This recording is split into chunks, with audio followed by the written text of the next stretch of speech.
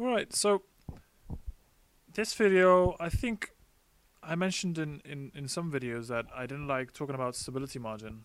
And it's something that absolutely everyone mentions. And I've never liked it. So, in the beginning, when I was doing model rockets and everyone was talking about, give the stability margin of 1 to 2 calibers and you'll be fine. 1 to 2 calibers is a distance between the center of gravity and the aerodynamic center of, well, once or twice the diameter of the rocket. So, but I didn't understand why, and I was like, why 1 or 2, or should it be? Is it better for it to be 3, or I didn't quite understand why. And when I started learning about stability, in a critical way, in an analytical way, I still fail to see why you should ever mention stability margin. And I'm kind of cautious, and I'm gonna feel really embarrassed if I do any mistakes here, because it's just, I'm pretty convinced that it doesn't make much sense talking about stability margin at all. But there's, like, literally everyone mentions it. Fleeman, even like research papers and everything. So it's true that it always has to be, the aerodynamic center is obvious, it has to be behind the center of gravity.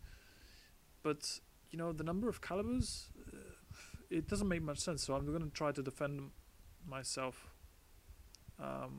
my position, and let me know what you think. But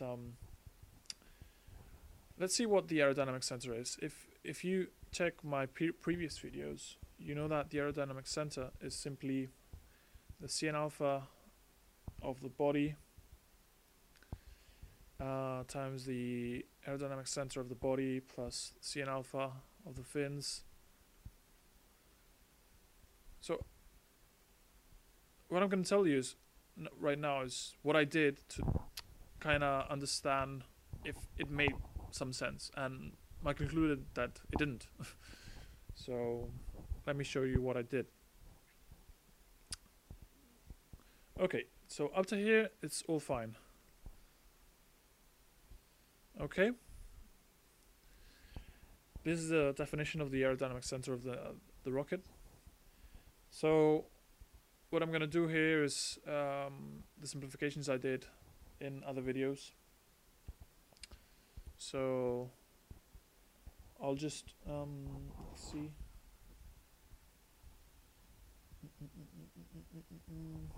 Yeah, remember that Cn alpha of the fins is just this.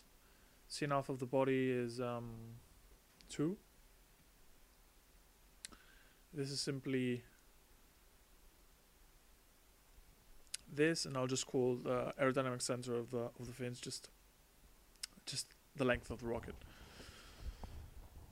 to simplify stuff. So the aerodynamic center is, we factor out the length of the rocket, which is nice.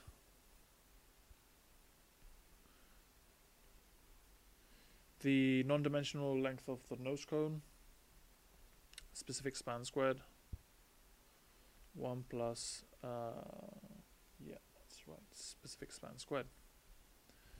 Cool.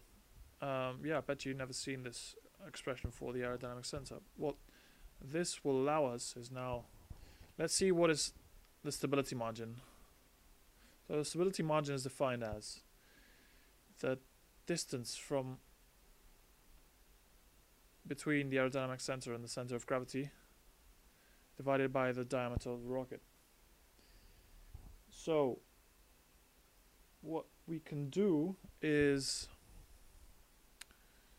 put the non-dimensional form of the aerodynamic center and the center of gravity. We did this before in other videos. Just recall this. So this way we can, is that correct? No, sorry. No, I should have put the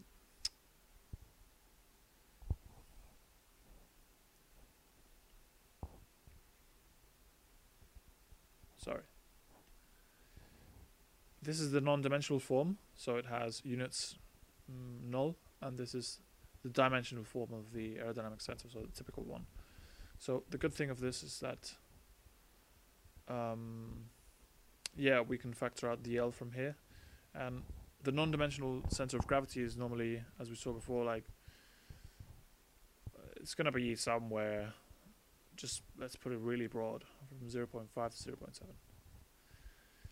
Okay, so if we factor out this, we can see that stability margin. We have a fineness ratio, and then times non-dimensional forms. And if we look closely, this is the non-dimensional center, aerodynamic center. So note here that we have fineness ratio. What this means is that, look closely at this equation. I'm gonna try to explain what this means with an example. So imagine we have two rockets of the exact same non-dimensional nose cone, or nose length.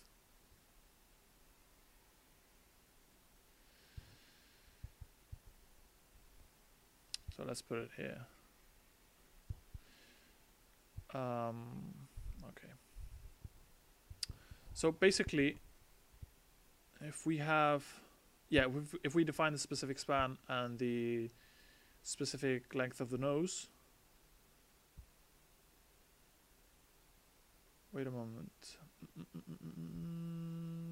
Give me a sec. Oh yeah. I was just doubting because I non-dimensionalize the length of the nose in a different way that I non-dimensionalize the specific span. So remember that non-dimensional length of the nose is length of the nose over length of the rocket, and specific span, I have to find it always over the diameter of the rocket. Okay? Good. Yeah, that's right. Okay.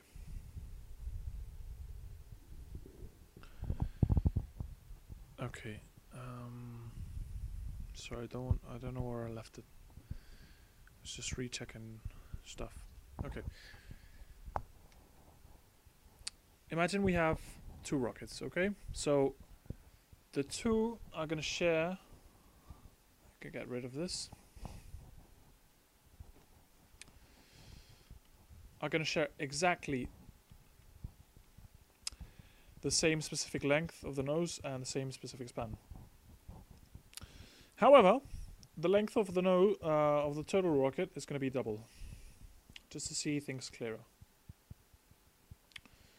Okay, so it's going to be something like this. Specific span is the same.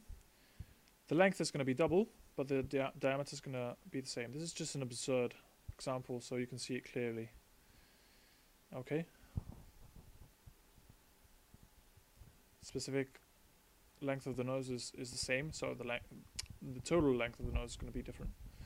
So because they have the same specific length of the nose and the same specific span, you can see here that the non-dimensional aerodynamic center is going to be the same. So it's going to be the same relative position of the length of. So if it's going to be at the same, specific aerodynamic center. This can be, I don't know. Let's put it 0.75. So it's 75% of, no, not the center of gravity. That's 75% of the rocket. Okay. And the center of gravity, let's just simplify and put it in the middle. So the specific center of gravity would be literally 0.5. just a simplifier.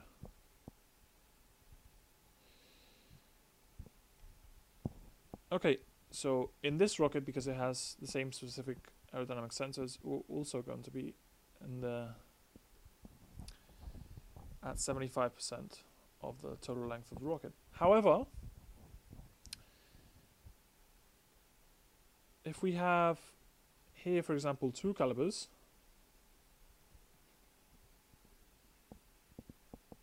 here we're going to have double 4 calibers. Why? Because we have the same specific aerodynamic center, same specific center of gravity, but double the fineness ratio. So, or slenderness ratio, I don't know what it's normally called. So, in theory, this would be like way more stable. Let's see why it's actually more unstable than this rocket. If we take a look at the moment, at the corrective moment, so the moment around the center of gravity, remember it's the normal force of the body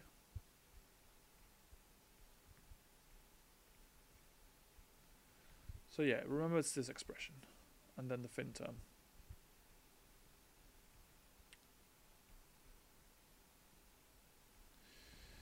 So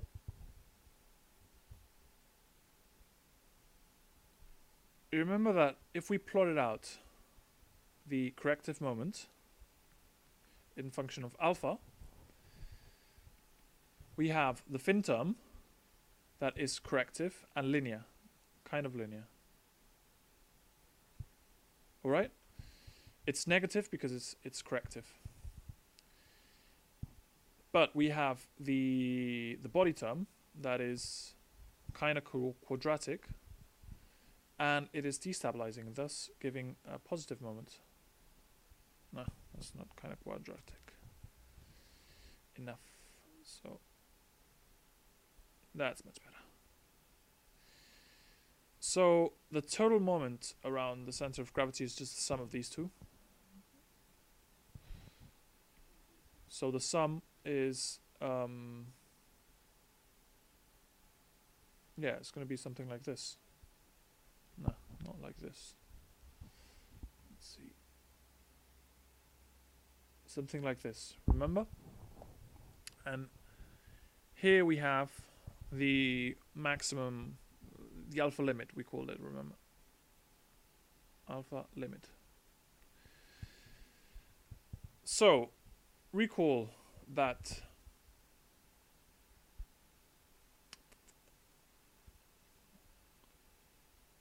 for the 2 rockets, we're going to have the same corrective moment due to the let me see. Wait, it's going to be clearer if we divide everything by 1 over L. Yeah, this video is going to be colorful. If we divide everything 1 over L, we can non-dimensionalize this, so we end up with this. Just going to put it upstairs.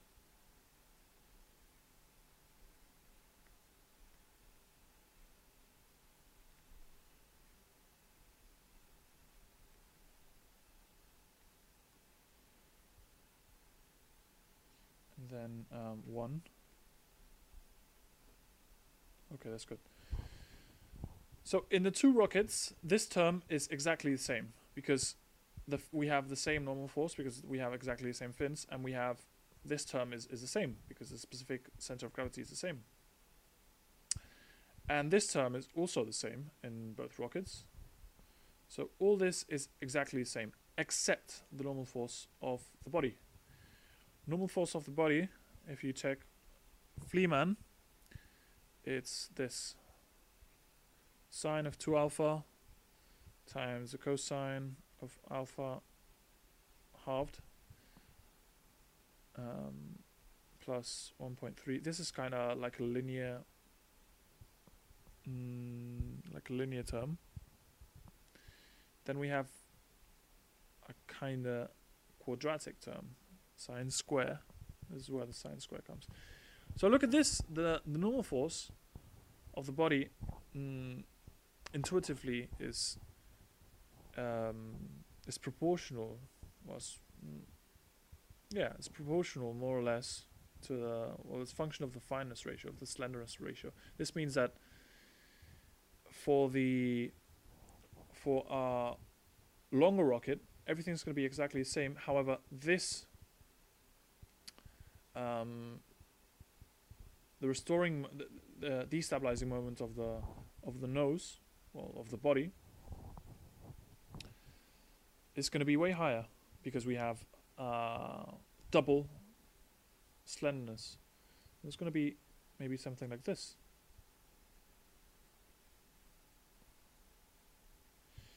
So if we add these two, we end up with this.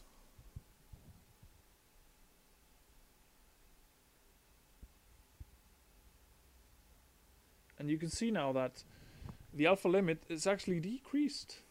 So this is alpha limit of rocket A. And rocket B has this alpha limit,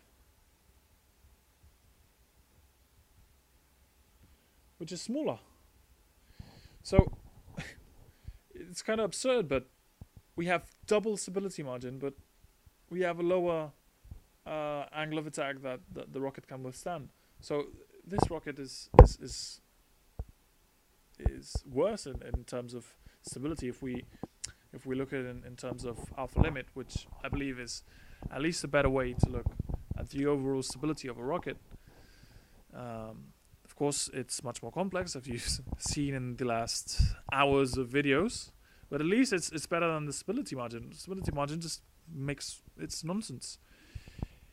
It can make sense if you're comparing rockets of the same fineness ratio, but if not, it's just a number you can throw away immediately because it's not telling you anything about the stability of the rocket. Something like 4 calibers, which would, which looks enormous in terms of, I don't know, model rocketry or whatever. It can be actually very unstable if we have an extremely long, slender rocket. So that's my opinion on why you should not mention stability margin again. And I hope it makes sense. And yeah, I hope I didn't make any mistakes, because if not, it's going to be embarrassing.